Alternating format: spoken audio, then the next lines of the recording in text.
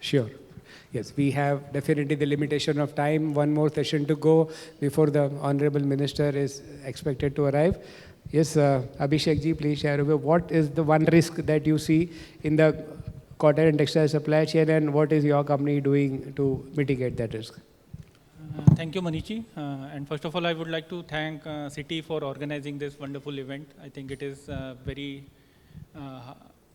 good to see that industry is actively participating in discussing the key issues which are impacting their business on day-to-day basis. So I am Abhishek Govilkar. I am representing Bigmint Technologies. Our company is into price reporting. We are India's largest price reporting agency. Currently, we are doing price assessment for more than 60 commodities with daily price assessment for more than 800 product grade variations. And we also help companies in order to understand the market dynamics in terms of what is driving the prices, in terms of what are the changes which are likely to happen on the demand as well as supply side, as well as making them understand the overall dynamics on domestic as well as international markets, which can help them take more conscious as well as informed decision for their own sustainability, financial sustainability, as well as planning their procurement cycles in more efficient way. So that is the brief what my company does. To the question what Manish ji asked is what is the risk for the cotton trade. So risk, even though it's a 4-letter word, it has got a different connotations to different stakeholders. A farmer may have a risk of production, while the other intermediaries like yarn manufacturers will have a risk of procuring right quality, right quantity. They will have a risk of say marketing of their produce in the right market. And similarly, the consumers will also have a risk of getting the right produce at the right price. But one thing common across the entire value chain, it is the price risk which is more uniformly distributed, and each level of stakeholders are somehow exposed to the price risk. Cotton being one of the commodity which has got a very historic volatile record in recent past. But fortunately, in last 2 years, we have seen that the overall volatility or the price momentum in the underlying commodity, that is cotton, is relatively low. So in that sense, the industry was pretty isolated, as well as was having a decent run in order to do their trading as well as manufacturing activity.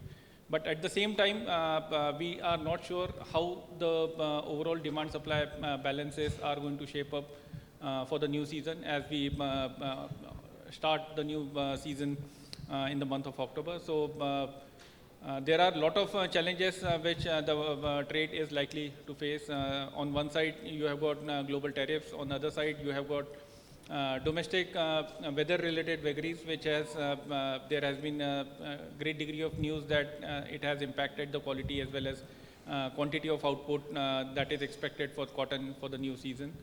So in that sense, the price is going to be a big challenge, and the price risk is going to be one of the critical factors which every stakeholder will get exposed, as well as will have to manage at their own level.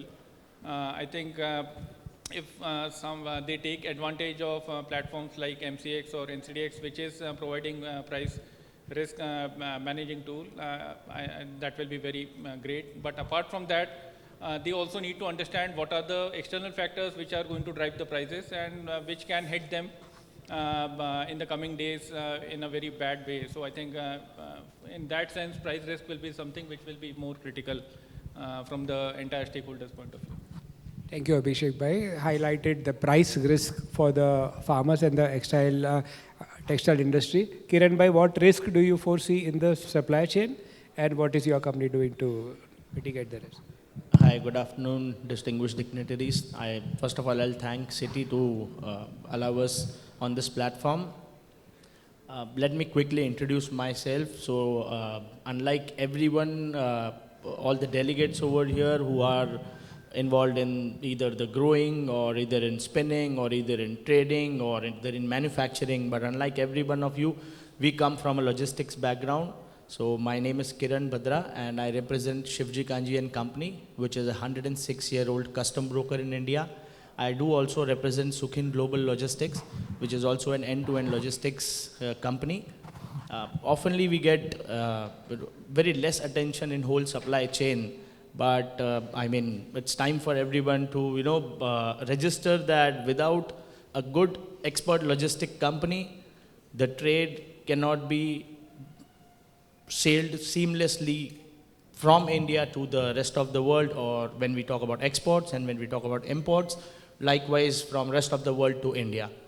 So coming back to Manish Bhai's question, the biggest risk from our logistics perspective is the disruption in the trade routes, disruption in the shipping industry, like closure of the trade routes have impacted logistics a lot.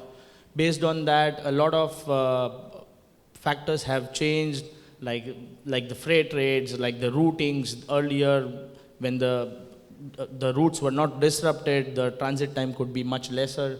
Now after disruption, the transit time has increased like twice a time. Like if 25 days was the earlier transit, now it has shooted up to 40 to 45 days. So delay in arriving of the cargo or cotton cargo which is booked from Brazil or from the USA or from the Egypt, it is taking a lot more time right now to reach to India.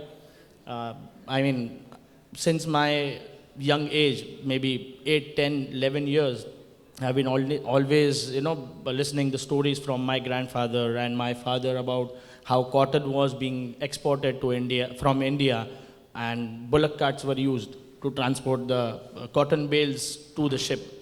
Then we have seen the change wherein a lot more cotton was exported in maybe early 2005, 2010.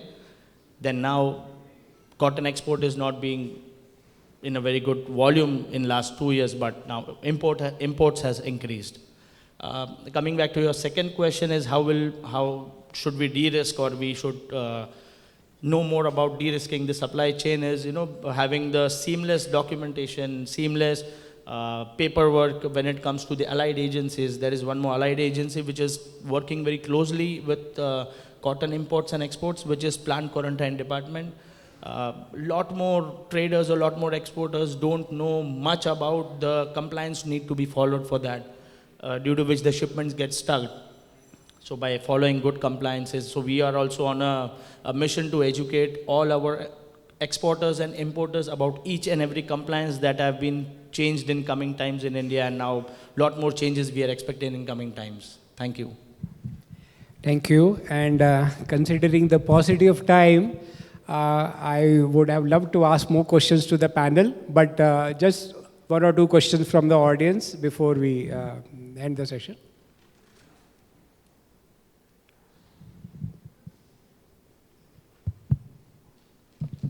Good afternoon. My question is to Manish Bhai. Ji. In your address, you have clearly, explicitly mentioned that 100 billion exports by 2030. That is where we want to hit, we want to reach, That is how the textile industry has been envisioned. I'm not going into the feasibility, doability, achievability part of that, The question I need to ask you that today we are sitting, at the best we reached at 40 billion. Now last couple of years for XY reason, there are several reasons for disruption. Let's not go into all that, Even 40 is elusive. So what are the imponderables, that we wish to reach by 2030? It reminds me, there is a Shakespeare statement which says that when you see sky, you end up seeing the tree top, meaning thereby that if you ask for 10, at least 7 or 8 you will get. So I can appreciate that industry or say ministry perspective that if we think for 100, 70, 80 to hum pahunchenge. So what are the imponderables you or anyone can reply? Thank you. Sir, the answer is simple. The power of declaration is so strong that if you would have seen the last match being played between India and Pakistan, in the finals, Rinku Singh scored 4 runs. He played only 1 ball, but before the tournament, they had asked every player to write their last wish, and he had just wrote win run. Throughout the tournament, he had not played a single match. He played that match, and he got only 1 ball to play, and the shot that he hit was the winning run. So the power of declaration is very strong. The government has taken the initiative of declaring. So now industry has now a target in front of us. And that target, if we can achieve nothing like it, but from 40 we have gone down to 34, let us say it is a step back to take a big leap. And this opportunity, this panel tried to highlight the risk and the de-risk part, and the whole session, the whole intention of the organizers is how to prepare ourselves. And once we prepare, declare. And once you declare, act on it. I think it is not impossible. From what we have seen in the UPIs and the penetration of technology in villages for the payments part, I think this is definitely, like Rahulji shared in the morning, nothing is impossible for India right now.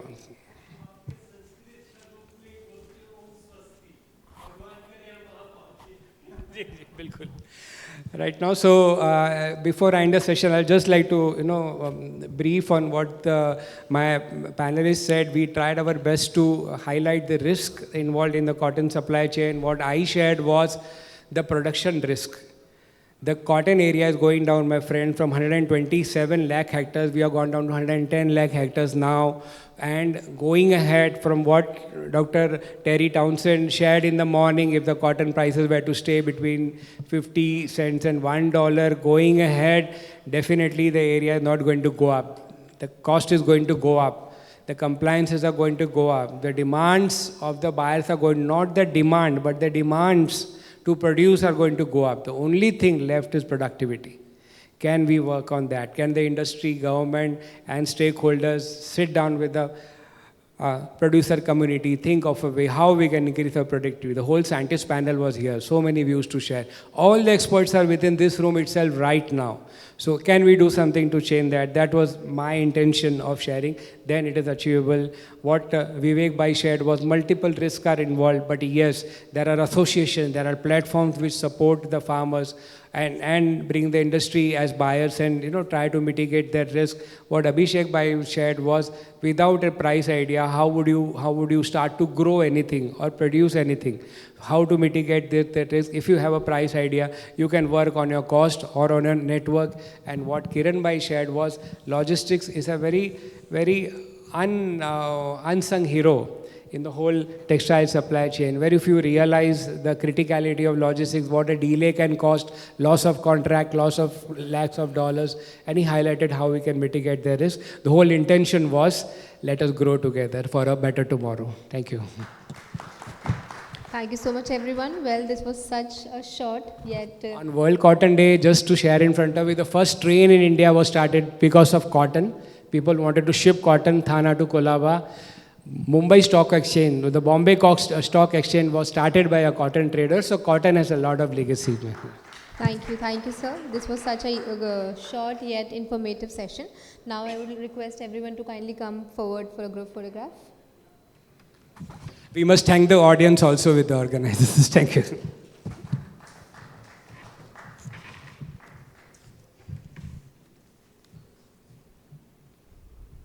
All for cotton?